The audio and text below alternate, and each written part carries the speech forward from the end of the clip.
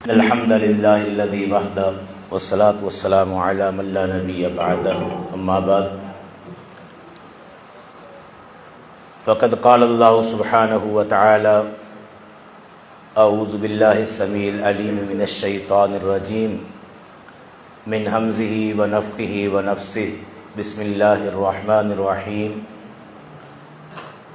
व मिनन नासि मन यश्तरी लहवल हदीस लियुदिल्ल अन सबीलिल्लाहि बिगैरि इल्मिन व यत्तखिज़हा हुज़ुवा उलाइका लहुम अज़ाबुम मुहीन व इज़ा तुतला अलैहि आयातुना वल्ला मुस्तकबिरन कअन लम यस्मअहा कअन्न फ़ी उज़ुनैहि वक़रा फ़बश्शिरहु बिअज़ाबिन अलीम।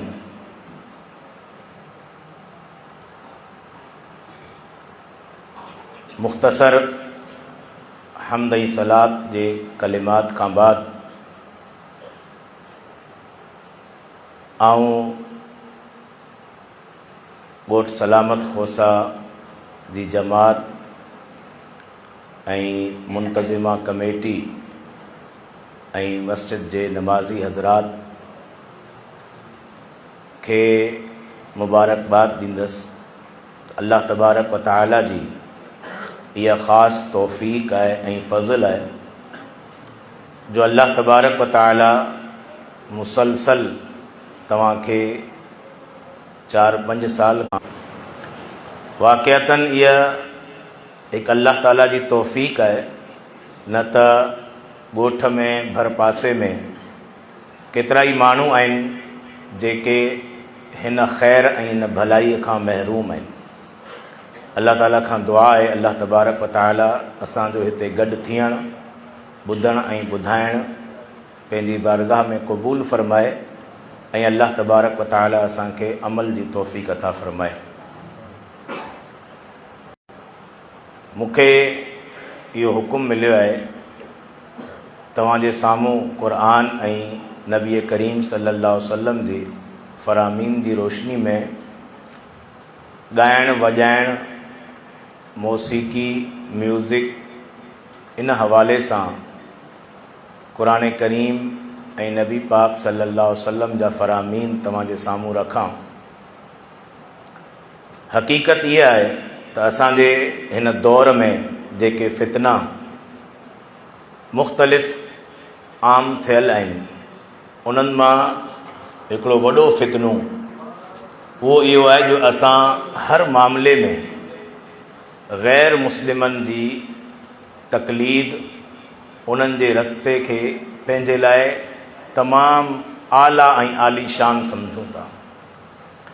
एतिरे क़दुरु जो जॾहिं हुननि चयो त बेपर्दगी इहा औरतुनि जी आज़ादी जे ख़िलाफ़ आहे त असां इन ॻाल्हि खे मञी वरितोसीं त वाक़िअतन पर्दे में हिकु औरत जे लाइ आज़ादी कोन्हे, बेपर्दगी उन जी आज़ादी आहे, उनखे आज़ादी ॾियणु घुरिजे।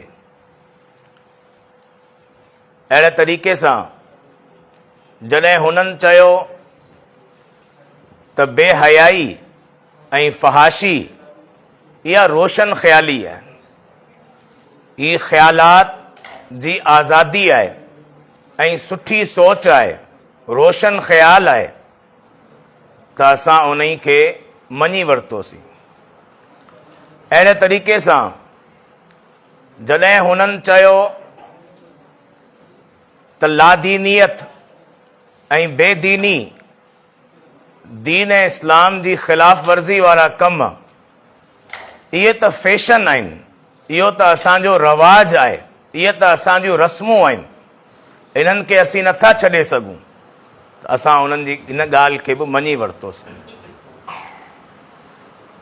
उन्हनि जी पैरोकारी ऐं उन्हनि जी नक़ाली में हिकिड़ो आम जुमिलो जेको काफ़िरनि वटां मुसलमाननि में आयो उहो इहो आहे त मौसीक़ी ॻाइणु वॼाइणु ऐं म्यूज़िक इहा त रूह जी ग़िज़ा आहे। इंसान जे रूह खे वॾी ताज़गी मिले थी, वॾो सुकून मिले थो जॾहिं ॻाइण वॼाइण थिए थो, ढोल वॼाया वञनि था, बांसुरियूं वॼायूं वञनि थियूं, त अल्लाह जे अज़ाब खे दावत ॾींदे मुसलमाननि बि उन्हनि जी इन ॻाल्हि खे क़बूल करे वरितो त वाक़िअतन इहा मौसीक़ी, इहो म्यूज़िक, इहो ॻाइण वॼाइण, इहे ढोल, इहे रूह जी ग़िज़ा आहिनि। असीं इन ॻाल्हि खे कुझु मञूं था त वाक़िअतन मौसीक़ी, म्यूज़िक ऐं ॻाइण वॼाइण इहो रूह जी ग़िज़ा आहे, पर रूह ॿ तरीक़े जा आहिनि, ॿ क़िस्मनि जा रूह आहिनि।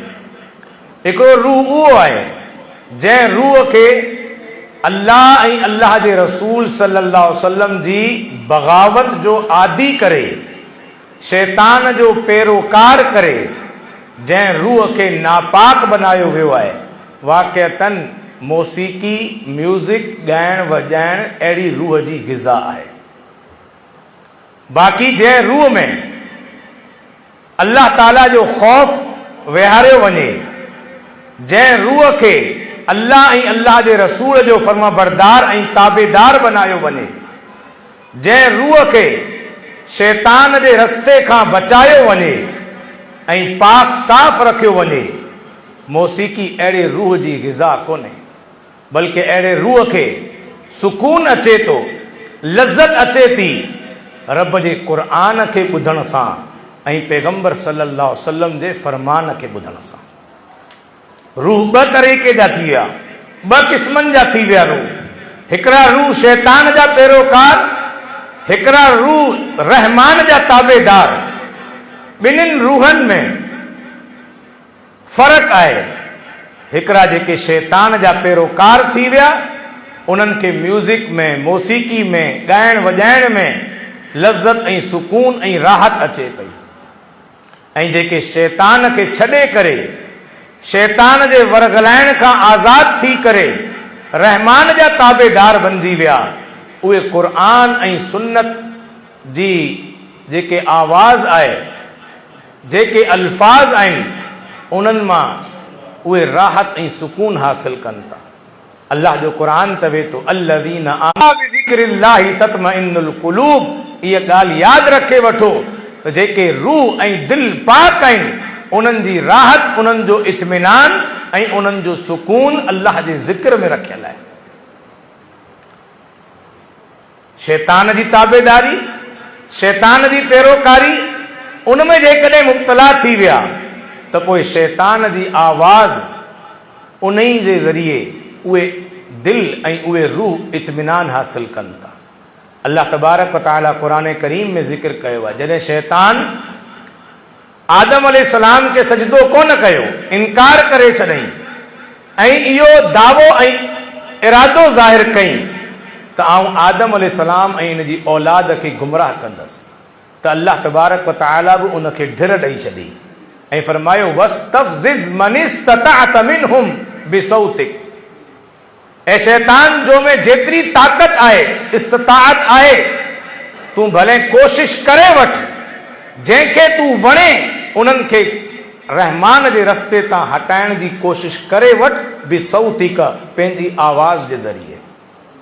पोइ शैतान पंहिंजी आवाज़ खे इंसाननि में आम करण जे लाइ कोशिश कई ऐं हू काफ़ी क़दर पंहिंजी कोशिश में कामयाब थिए पियो।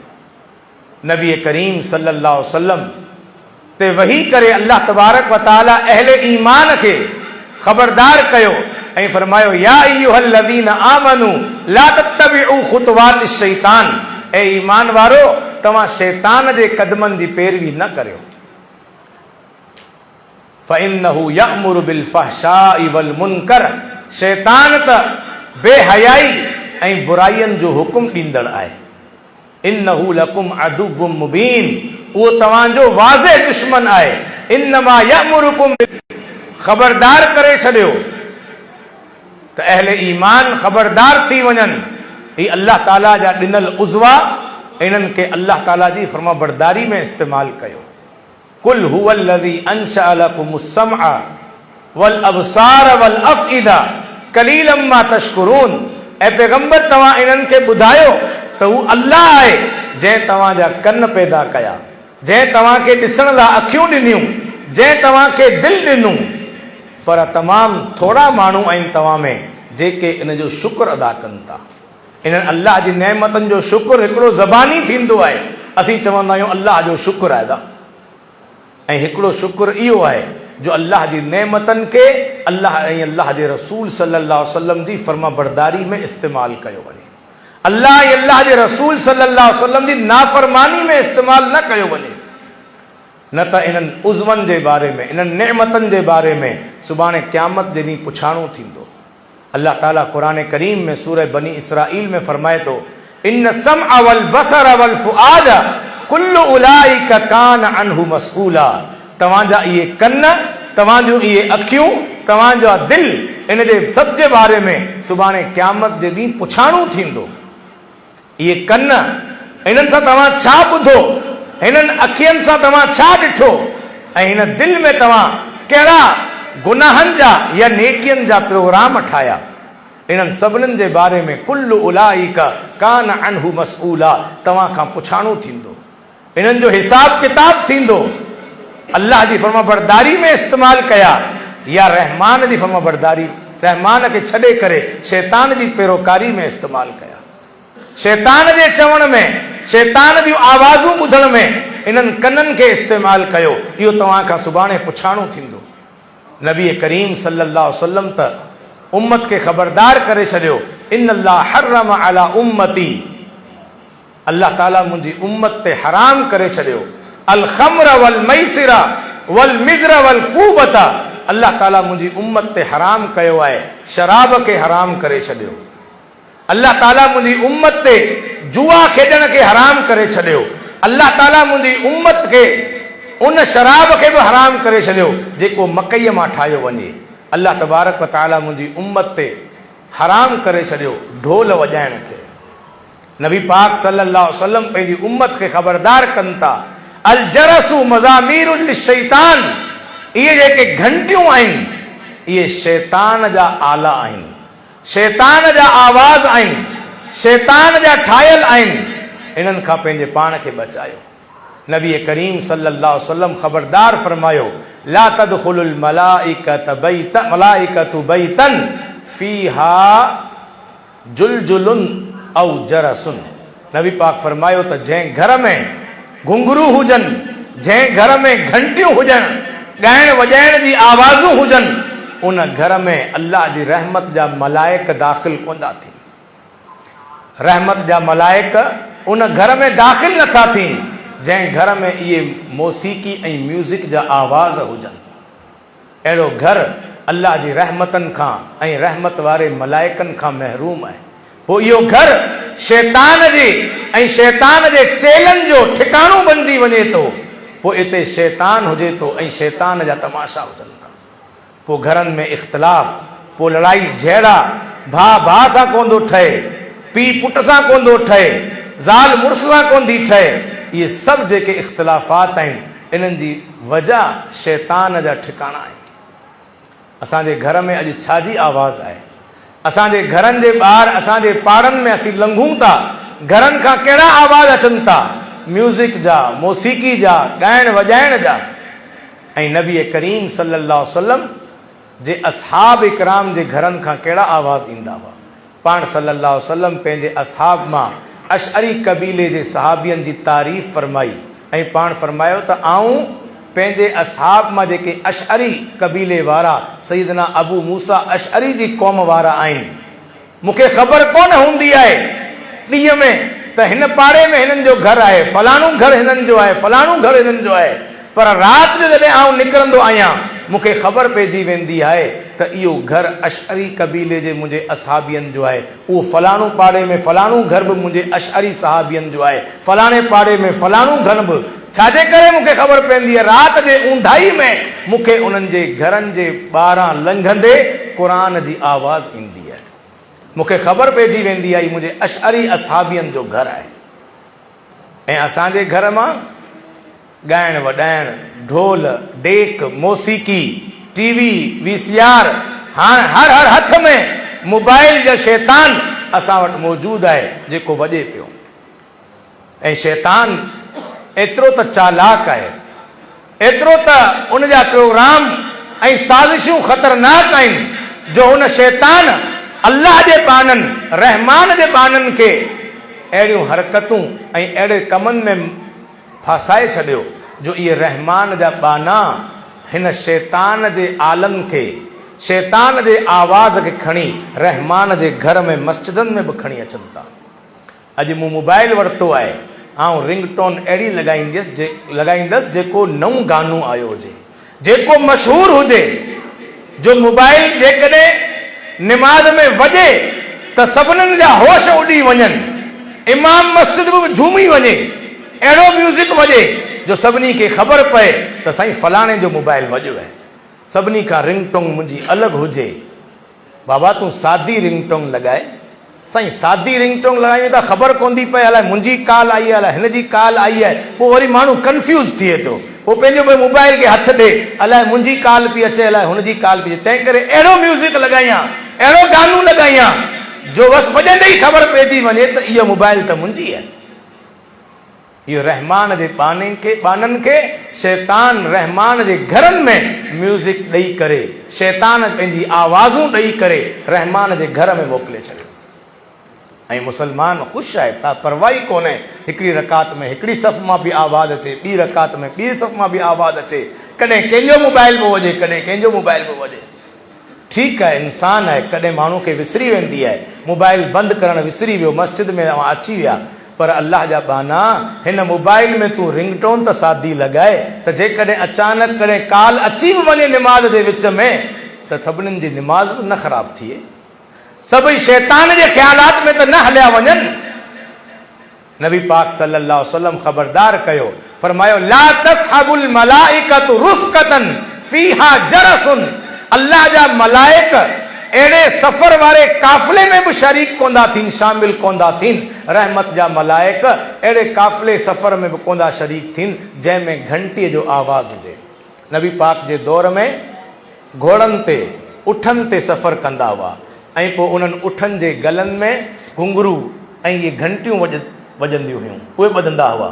नबी पाक सल्लल्लाहु अलैहि वसल्लम शुरू इस्लामी दौर में बदर जे मौक़े ते पाण सल्लल्लाहु अलैहि वसल्लम यौम बदर ते ख़ासि हुकुम ॾिनो असहाब खे, ही पंहिंजे उठनि जे कंध मां, गले मां इहे घंटियूं कटे उछले छॾियो। शुरू इस्लाम में ई पाण सल्लल्लाहु अलैहि वसल्लम हुकुम ॾेई छॾियो। मदीने जो शुरूआती दौर आहे, 2 हिजरी में ग़ज़वा बदर थी आहे। पाण फरमायो इहे घंटियूं इन्हनि उठनि जे कंधनि मां, गलनि मां कटे उछले छॾियो।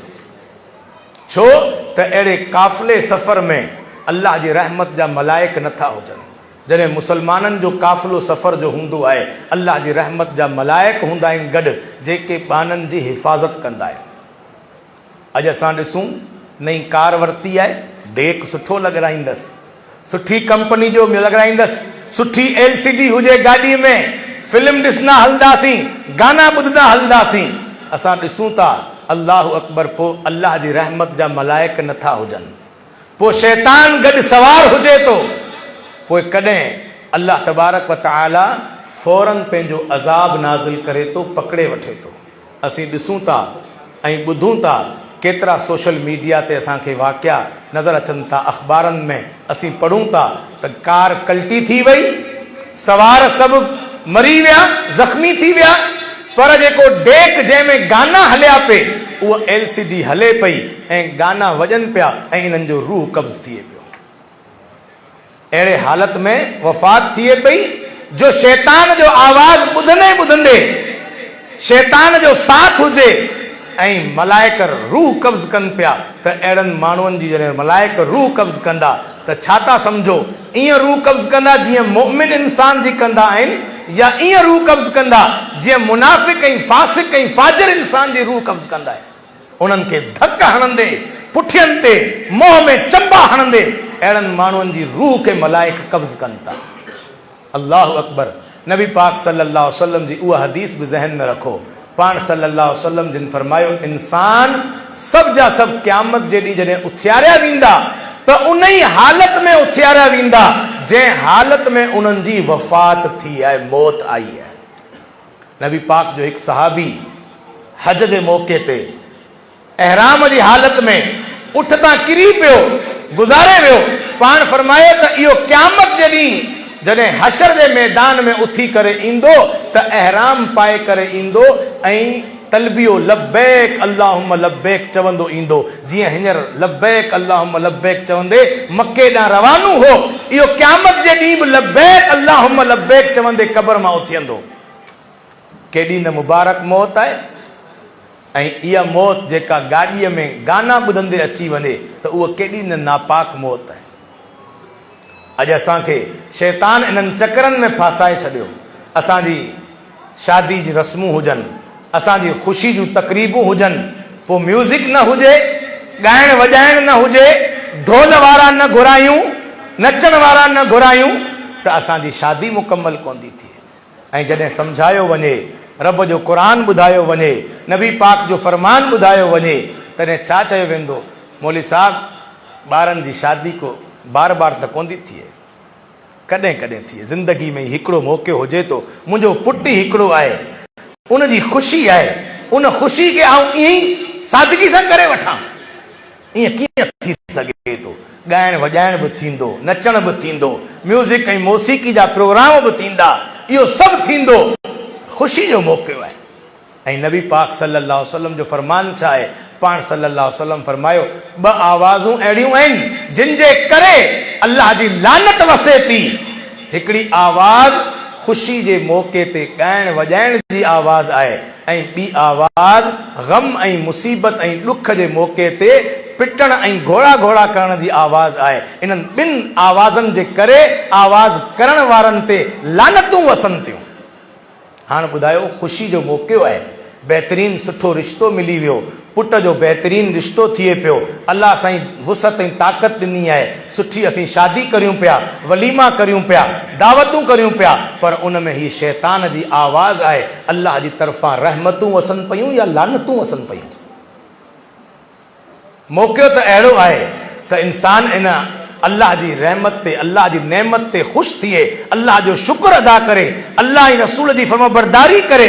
उन मौक़े ते जेकॾहिं रहमान जी रहमतनि खे छॾे करे अल्लाह जी तरफ़ां लानतूं वसाइण वारासीं कमु कंदासीं त इन रिश्ते में कहिड़ी बरकत थींदी? सोचण जो मक़ाम आहे, सम्झण जो मक़ाम आहे, पंहिंजे मुसलमान हुजण जे बारे में गौर करण जो मक़ाम आहे कि असीं मुसलमान आहियूं, अल्लाह ऐं अल्लाह जे रसूल जी केतिरे क़दुरु ताबेदारी करियूं था। अल्लाह ताला अहिड़नि माण्हुनि जे बारे में क़ुरान करीम में सूरह लुक़मान जे पहिरीं रुकू में ख़बरदार कयो आहे। इहे माण्हू जिन खे जॾहिं क़ुरान जी रोशनी में सम्झायो वञे थो, हदीस जी रोशनी में सम्झायो वञे थो, आयतूं पढ़ी करे ॿुधायूं वञनि थियूं त तकब्बुर करे मुंहुं फेरीनि था, कंध फेराइनि था ऐं ईअं थी वञनि था जीअं कर ॿुधो ई न हुजे। फरमायो, वमिनन नासी मन यश्तरी लहवल हदीस लियुज़िल्ल अन सबीलिल्लाहि बिगैरि इल्मिन व यत्तखिदा हुज़ुआ। फरमाया, कुछ माण्हू अहिड़ा आहिनि जेके फुज़ूलियात ऐं लग़वियात ख़रीद कनि था। उहे फुज़ूलियात ऐं लग़वियात कहिड़ी शइ आहे? अब्दुल्लाह बिन मसूद रज़ी अल्लाह अन्हु चवे तो, हुवल गिनाउ वल्लाहि लज़ी ला इलाहा इल्ला हू।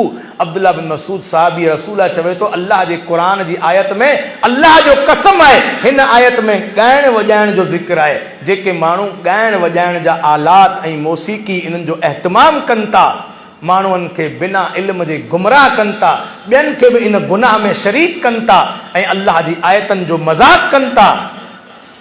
फबश्शिरहु उलाइक लहुम अज़ाबुम मुहीन। इन्हनि जे लाइ रुसवा कंदड़, ज़लील कंदड़ अज़ाब तयारु कयो वियो आहे।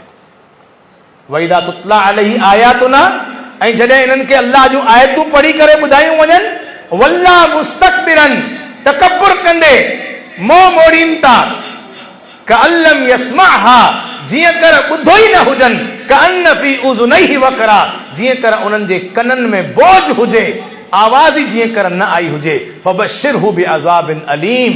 अल्लाह ताला फरमाए तो, ए पैगंबर, अहिड़नि माण्हुनि खे तव्हां दर्दनाक अज़ाब जी बिशारत ॾेई छॾियो जेको अल्लाह जूं आयतूं ॿुधी करे बि उन्हनि ते अमल नथा कनि ऐं मोह ईअं फेरे छॾीनि था, ईअं एराज़ करे छॾीनि था जीअं कर ॿुधो ई न हुजे। अॼु असां मां अक्सरियत जो हाल इहो ई आहे। जॾहिं शादी जे मौक़े ते, ख़ुशीअ जे मौक़े ते, मंगणे जे मौक़े ते, शादी जे मौक़े ते, वलीमे जे मौक़े ते जॾहिं इन्हनि गुनाहनि खां रोकियो वञे त असीं ईअं मोह फेरे एराज़ करियूं था जीअं कर असां ॿुधो ई न हुजे। पंहिंजी मनमानी, पंहिंजी मर्ज़ी, इहो छा आहे? इहा उहा रूह आहे जेका शैतान जो पैरोकार बणिजी वई, अल्लाह ऐं अल्लाह जे रसूल सल्लल्लाहु अलैहि वसल्लम जी बाग़ी थी करे इहा रूह हाणे नापाक थी वई आहे। इन जी रूह जी ग़िज़ा हाणे मौसीक़ी ऐं म्यूज़िक बणिजी वियो आहे, ॻाइण वॼाइण बणिजी वियो आहे। इन रूह खे लज़त ऐं सुकून ऐं राहत इन शइ में अचे पई। इहा शैतान जी पैरोकार रूह आहे। इन जे मुक़ाबले में उहा रूह आहे जेका रहमान जी ताबेदार रूह, जेका रसूल जी फरमाबरदार रूह आहे, जेका रूह पाकीज़ा रूह आहे, जंहिंजे लाइ अल्लाह ताला क़ुरान करीम खे हिदायत वारो क़ुरान बनायो आहे, जंहिंजे लाइ अल्लाह तबारक व तआला क़ुरान करीम खे हिकु मौजज़ो करार ॾिनो आहे, जंहिंखे ॿुधी करे रूह जाॻी वञे थी, शुऊर पैदा थिए थो, दिल में अल्लाह जो ख़ौफ़ पैदा थिए थो ऐं दिल खे इत्मिनान ऐं सुकून मिले थो। उहा ईमान वारनि जी रूह आहे जेका पाकीज़ा रूह आहे, जंहिंजे लाइ अल्लाह ताला क़ुरान करीम में चयो तक़शइरु मिन्हु जुलूदुल लज़ीन यख़शौन रब्बहुम, जिन माण्हुनि जे दिल में रब जो डपु हुजे थो, रब जो ख़ौफ़ हुजे थो, उहे त अल्लाह जूं आयतूं ॿुधी करे, हिन क़ुरान जी तिलावत ॿुधी करे उन्हनि जूं चमड़ियूं, उन्हनि जूं जिल्दूं उहे कांडरजी पवनि थियूं ऐं उहे डिॼनि था, ख़ौफ़ कनि था। सुम्म तलीनु जुलूदुहुम व क़ुलूबुहुम इला ज़िक्रिल्लाह, पोइ उन्हनि जा जिस्म ऐं उन्हनि जा दिल अल्लाह जे ज़िक्र ॾांहुं नरम थी माइल थी वञनि था। इहे रहमान जा ताबेदार रूह आहिनि। नबी करीम सल्लल्लाहु अलैहि वसल्लम खे ॾिसो, पाण सल्लल्लाहु अलैहि वसल्लम क़ुरान करीम पढ़नि था, सहाबा इकराम फरमाइनि था वली सदरिही अज़ीज़ुन का अज़ीज़िल मिर्जल। पाण सल्लल्लाहु अलैहि वसल्लम क़ुरान पढ़ंदे पढ़ंदे क़ुरान खे समझी करे, क़ुरान जी तासीर जे करे नबी पाक सल्लल्लाहु अलैहि वसल्लम एतिरो रुअंदा हुआ, एतिरो दिल ॾिजंदो अल्लाह जे ख़ौफ़ खां, एतिरे क़दुरु अल्लाह जो ख़ौफ़ अची वेंदो हो। रुअंदे अहिड़ो आवाज़ नबी साईं जे सीने मां ईंदो हो जीअं कर हंडीअ में पाणी उॿारियो वञे कीअं आवाज़ थिए थो, ईअं नबी पाक जे सीने मां क़ुरान पढ़ंदे आवाज़ ईंदो हो। इहे पाकीज़ा रूह आहिनि जेके रहमान जा ताबेदार रूह आहिनि। अबू बकर सिद्दीक़ रज़ी अल्लाह अन्हु जे बारे में अचे थो, कान ला यमलिकु ऐनैहि इज़ा क़रअल क़ुरआन व कान रजुलन बक्कान। अबू बकर सिद्दीक़ रज़ी अल्लाह अन्हु जॾहिं क़ुरआन पढ़ंदो हो त अखियुनि ते संदसि कंट्रोल कोन रहंदो हो ऐं तमामु घणो रुअंदो हो क़ुरान पढ़ंदे। ये बुखारी मुस्लिम जी हदीसनि में ॻाल्हि मौजूद आहे। मुशरिकीन मक्का इब्न दगना वटि शिकायत खणी आया, जंहिं ज़िम्मो खयो हो अबू बकर सिद्दीक़ रज़ी अल्लाह अन्हु जो, त भई हिन जो ज़िम्मो आऊं खणा थो, हिन खे मके में रहण ॾियो। शिकायत छा खणी आया त ए इब्न दगना मुर अबा बकरिन फलयुसल्लि फी बैतिही, अबू बकर खे हुकुम ॾे पंहिंजे घर जे अंदर निमाज़ पढ़ंदो कर, पंहिंजे रब जी इबादत घर जे अंदर कर, पंहिंजो इहो रब जो क़ुरान जेको आहे घर जे अंदर वञी पढ़। छो त ही जॾहिं घर जे अंगण ते बीह करे, ॿाहिरि बीह करे वॾे सर निमाज़ में क़ुरान पढ़े थो, असां जूं मायूं, असांजा बच्चा उहे गॾु थी वञनि था, हिन खां क़ुरान ॿुधनि था। असांखे इन्ना नक्शा ऐं यफ़्तन निसाअना व अबनाअना, असांखे डपु आहे जो इहो पंहिंजे क़ुरान जे ज़रिए असांजी औरतुनि खे ऐं असांजे बचनि खे पाण ॾांहुं माइल न करे वठे, इस्लाम ॾांहुं माइल न करे वठे। इहे पाकीज़ा रूह आहिनि जेके क़ुरान ॿुधंदे ईअं रुअंदा हुआ ऐं पोइ इन्हनि खे ॿुधी करे काफ़िर उहे हैरान थी वेंदा हुआ त हीउ क़ुरान कहिड़ी शइ आहे। इन ई करे काफ़िरनि प्रोग्राम ठाहियो, वक़ाल लज़ीन कफ़रू ला तस्मऊ लिहाज़ल क़ुरआन वल्गौ फीही लअल्लकुम तग़लिबून। काफ़िरनि इहो प्रोग्राम ठाहियो हिक ॿिए में त हिन क़ुरआन खे न ॿुधो, बल्कि जॾहिं क़ुरआन जी तिलावत थिए त वल्गौ फीही, को गौर करियो, शोर करियो त क़ुरआन खे ॿिया बि न ॿुधी सघनि, लअल्लकुम तग़लिबून, त तव्हीं ग़ालिब थी वञो ऐं क़ुरान जो आवाज़ माण्हुनि ताईं न पहुची सघे। अल्लाहु अकबर। इहे रहमान जा जेके ताबेदार ऐं फरमाबरदार रूह आहिनि, उन्हनि जी ग़िज़ा त उन्हनि जे रूह जी ग़िज़ा उहो रब जो क़ुर आहे। उहो अज़ीम शान क़ुर जंहिंखे ॿुधी करे ईसाई बि जेके सचा ईसा अलैहिस्सलाम खे मञण वारा हुआ उहे बि अखियुनि मां लुड़क वहण लॻिया। अल्लाह ताला क़ुर करीम में उन्हनि ईसाईनि जो ज़िक्र कयो, वइदा समिउ मा उनज़िल इलर रसूल तरा आयुनहुम तफीदु मिनद दमई मिम्मा अरफू मिनल हक़। जॾहिं इन्हनि ईसाईनि रब जो क़ुर ॿुधो जेको अल्लाह जी तरफ़ां पैगंबर ते नाज़िल कयो वियो, जॾहिं उन्हनि ॿुधो ऐं पैगंबर तव्हां ॾिसंदा उन्हनि जी अखियूं उहे लुड़क वहे रहियूं आहिनि, छो त हू सुञाणे विया त इहो क़ुर उहो हक़ आहे जेको रब जी तरफ़ां नाज़िल कयो वियो आहे। नबी करीम सल्लल्लाहु अलैहि वसल्लम जो फरमान, लयकूनन्न मिन उम्मती, मुंहिंजी उम्मत में अक़वामुन कुझु अहिड़ा माण्हू हूंदा यस्तहिल्लूनल हिर्र वल हरीर, जेके माण्हू बदकारी ऐं बुछड़ाईअ खे बि हलाल सम्झी वेंदा, वल हरीर ऐं मर्दनि जे लाइ रेशम जे लिबास खे बि हलाल सम्झंदा, वल ख़म्र ऐं शराब खे बि हराम सम्झंदा, वल मआज़िफ़ ऐं ॻाइण वॼाइण ऐं मौसीक़ी ऐं म्यूज़िक खे बि हलाल सम्झंदा। अॼु असां मुसलमाननि जो बदकिस्मती सां इहो ई हाल आहे। असीं इहो ई सम्झूं था त थोरो घणो म्यूज़िक, थोरो घणो ॻाइण वॼाइण, थोरो घणो गीत ॿुधा, इन में को मसलो कोन्हे। नबी पाक सल्लल्लाहु अलैहि वसल्लम जो फरमान, लयशरबन्न नासुम मिन उम्मती अल ख़म्र युसम्मूनहा बिग़ैरि इस्मिहा, ज़रूर ब ज़रूर मुंहिंजी उम्मत में अहिड़ा माण्हू ईंदा जेके शराब पीअंदा ऐं उन जो नालो मटाए छॾींदा, ऐं वयुज़फ़ु अला रुऊसिहिम बिल मआज़िफ़ वल मुग़न्नियात, ऐं उन्हनि वटि ॻाइण वॼाइण जा आलात ऐं मौसीक़ी म्यूज़िक उहो हलायो वेंदो ऐं ॻाइण वारियूं ॻाईंदियूं। नबी पाक फरमायो, यक्सिफुल्लाहु बिहिमुल अर्ज़, अहिड़नि माण्हुनि मां कुझु खे अल्लाह तबारक व तआला ज़ल्ज़लो आणे करे ज़मीन में धसाए छॾींदो, ऐं कुझु अहिड़ा हूंदा यजअलु मिनहुमुल किरदत वल खनाज़ीर, जंहिंजी शिकिलनि खे अल्लाह तबारक व तआला मटाए करे सूअरनि ऐं खिंज़ीरनि जे ऐं भोलड़नि जी शिकिलनि में तब्दील करे छॾींदो। इहो अज़ाब पैगंबर फरमायो मुंहिंजी उम्मत में ईंदो। केतिरे क़दुरु ख़तरनाक अज़ाब आहे। अॼु असांजे मुआशिरे में इन शइ खे आम सम्झियो वियो आहे। अॼु आऊं पंहिंजे सोशल मीडिया अकाउंट्स जे ज़रिए कहिड़ी शइ खे आम करे रहियो आहियां, रब जे क़ुर खे या शैतान जे हिन आवाज़ खे। मोबाइल खोलियां थो, फेसबुक ॾिसां थो, यूट्यूब ॾिसां थो, मूंखे का फिल्म वणे थी, को गानो वणे थो, को गीत वणे थो, का गज़ल वणे थी, मौसीक़ी वणे थी, हीअ ज़बरदस्त आहे, वाह वाह, छा ॻाल्हि कई अथसि, छा त लफ़ाज़ी आहे। वॾेरे खे मोकिलियां, फलाणे खे मोकिलियां, फलाणे यार खे मोकिलियां, फलाणे दोस्त खे मोकिलियां, वाह वाह, छा त म्यूज़िक आहे। पोइ उन म्यूज़िक खे आऊं व्हाट्सअप ते ग्रुपनि में शेयर करियां, दोस्तनि खे प्राइवेट शेयर करियां, पंहिंजे स्टेटस ते रखां, फेसबुक स्टोरीज़ ते रखां, पंहिंजे जेको आहे फेसबुक प्रोफाइल ते रखां, उनखे आम पियो करियां। ॿुधो, माण्हू ॿुधनि पिया ऐं मुंहिंजे लाइ गुनाहे जारिया थिए पियो, गुनाहे जारिया, अहिड़ो गुनाह जेको न ख़तम थियण वारो। मूं हिकिड़ो गानो, हिकिड़ी फिल्म, हिकिड़ो म्यूज़िक, हिकिड़ी मौसीक़ी, हिकिड़ो गज़ल, हिकिड़ो गीत उहो पंहिंजे फेसबुक ते रखी छॾियो। दोस्तनि ॿुधो, लाइक कयो, शेयर कयो, इहो वधंदो वियो अॻियां।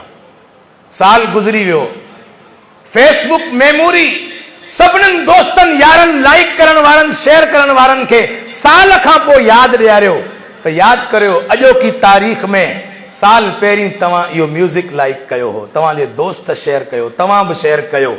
सभिनीनि खे वरी म्यूज़िक खे फेसबुक वारा यादि ॾियारीनि पिया साल खां पोइ, वरी हर को शेयर करे पियो, वाह वाह वाह वाह, छा त साल पहिरीं असां ॿुधो, वरी ॿिए साल, वरी 3 साल, एसि ताईं 10 साल गुज़री विया, 20 साल गुज़री विया, मुंहिंजी मौत थी वई, आऊं क़ब्र में पहुची वियसि, पोयां उहो शेयर थिए पियो।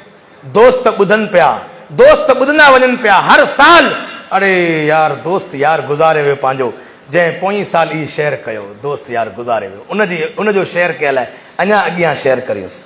उनजे गुनाह जारिया में कब्र जे अज़ाब में अञा इज़ाफ़ो थिए, महशर जे अज़ाब में, जहन्नम जे अज़ाब में अञा इज़ाफ़ो थिएसि, अञा वधायोसि, शेयर कयोसि। यार मुंहिंजे खे इहो गानो ॾाढो वणंदो, मूंखे हुन वीचारे शेयर कयो, मूंखे वरी प्राइवेट में मोकिलियो वई, ग्रुप में मोकिलियईं, फेसबुक ते बि रखई, मूंखे वरी प्राइवेट में मोकिलियो वई, मुंहिंजे यार खे इहो गानो वणंदो हो, यार जे गुनाह जे सिलसिलो अञा अॻियां वधायां। अॼु ईअं आहे या कोन्हे? असां मां केतिरा आहिनि जेको रब जो क़ुरान ॿुधी करे शेयर कनि, को क़ुरान जी तिलावत जी का सूरत जो को क्लिप अचे उहो असीं को कॾहिं ॿिए कंहिंखे मोकिलियूं, कंहिं दोस्त खे मोकिलियूं, कॾहिं पंहिंजे फेसबुक स्टेटस के स्टोरी ते रखूं, कॾहिं को प्रोफाइल ते रखूं, कॾहिं को व्हाट्सअप स्टेटस ते रखूं, को इंस्टाग्राम ते, को टिकटॉक ते, कॾहिं को असां क़ुरान शेयर कयो, कॾहिं को असां दोस्तनि खे क़ुरान करीम मोकिलियो, कॾहिं का आलिम दीन जी का तकरीर को वाइज़ मोकिलियोसीं, यार फलाणे खे मोकिलियां, ॾाढो सुठो बयानु थियो, इस्लाही बयानु थियो, फलाणे जी बि इस्लाह थिए, उनखे बि शायदि तौहीद सम्झ में अचे, सुन्नत जो सम्झ में अचेसि ॻाल्हि। इहो तमामु घटि माण्हू हूंदा जेके पाकीज़ा रूह वारा, रहमान जे पैरोकार जेके रूह वारा हूंदा, उन्हनि खे कॾहिं का तौफ़ीक़ मिले। बाक़ी असांजी अक्सरियत जेका आहे उहो छा आहे, उहो शैतान जी पैरोकार रूह खणी करे वेठा आहियूं ऐं असांजी ज़िंदगी इहा गुज़रे पई। सुबुह शाम इन ई मोबाइल जे अॻियां इहे गाना, इहे म्यूज़िक, इहे नच, इहे गाना, इहे ॻाइण वॼाइण, इहे ग़ज़लूं, इहे ॿुधूं पिया, शेयर करियूं पिया, हलायूं पिया। मोबाइल बि अहिड़ो वठां जिनि जी आवाज़ ठीकु ठाक हुजे, पाणे पूरे में ॿुधण में अचे, अहिड़ो सेट वठी आयो आहियां। चाइना जो नओं सेट आयो आहे, ज़बरदस्त आवाज़ अहिड़ी अथसि, छा ॿुधायां, पूरे पाड़े में ॿुधण में अचे थी। इहे असांजो किरदारु थी चुको आहे, शैतान जे आवाज़ जो पैरोकार बणिजी चुका आहियूं। होॾां रहमान जी क़ुरान जी तिलावत आहे जंहिंसां दिलियूं नरम थियनि थियूं, जंहिंसां अखियूं लुड़क वाहिनि थियूं, असां उन सां पंहिंजो ताल्लुक़ तोड़े छॾियो। ख़ुशकिस्मत आहिनि उहे वालिदैन जेके पंहिंजे बचनि खे मस्जिद में, मदरसे में, जेको ॻोठ में क़ाइमु थियल आहे, उन में क़ुरान जी तालीम लाइ मोकिलीनि था। ऐं शर्म न करणु घुरिजे जेकॾहिं बुज़ुर्गनि खे बि क़ुरान करीम जी तालीम या क़ुरान करीम पढ़णु नथो अचे त कारी साहब खे भले अलहदा में चओ त असां वॾनि जी क्लास अलहदा लॻाए इशा खां पोइ, मग़रिब खां पोइ, असीं वॾा बि क़ुरान पढ़णु चाहियूं था, कोन पढ़ी सघियासीं, नंढपण में ग़फ़लत थी वई या माइटनि ग़फ़लत करे छॾी। क़ुरान सां ताल्लुक़ क़ाइमु करियो, रब जो पैगाम असांखे पढ़णु अचे, गीत त ॻाइण अचनि था, ग़ज़लूं ॻाइण अचनि थियूं, इहे शेर अचनि था असांखे, इहे ग़ज़लूं अचनि थियूं, हिक ॿिए खे मोकिलियूं था। कॾहिं इन क़ुरान सां ताल्लुक़ क़ाइमु करे ॾिसूं, इनखे पढ़ी ॾिसूं, इन जी सम्झ हासिल करे ॾिसूं, इन मस्जिद सां, अल्लाह जे घर सां ताल्लुक़ जोड़े ॾिसूं। इहा ख़ुशकिस्मतनि जी ऐं पाकीज़ा रूहनि जी इहा मजलिस आहे, हीअ अल्लाह जी ख़ासि तौफ़ीक़ आहे। इन तौफ़ीक़ खे बरक़रार रखूं ऐं इन मजलिस, अहिड़ी मजलिसनि जी में शमूलियत खे, इनखे पंहिंजे लाइ बाइस इफ़्तिख़ार सम्झूं, बाइस सुकून सम्झूं, बाइस राहत सम्झूं, आख़िरत जी नजात सम्झूं ऐं इन्हनि में पाण खे शरीक करियूं, इन जा पाबंद करियूं। मजलिस सां, मस्जिद सां पंहिंजे पाण जो, पंहिंजे बचनि जो ताल्लुक़ वधि में वधि क़ाइमु करियूं। अल्लाह तबारक व तआला खां दुआ आहे, अल्लाह तबारक व तआला असां सभिनीनि खे तौफ़ीक़ अता फ़रमाए। वमा अलैना इल्लल बलाग।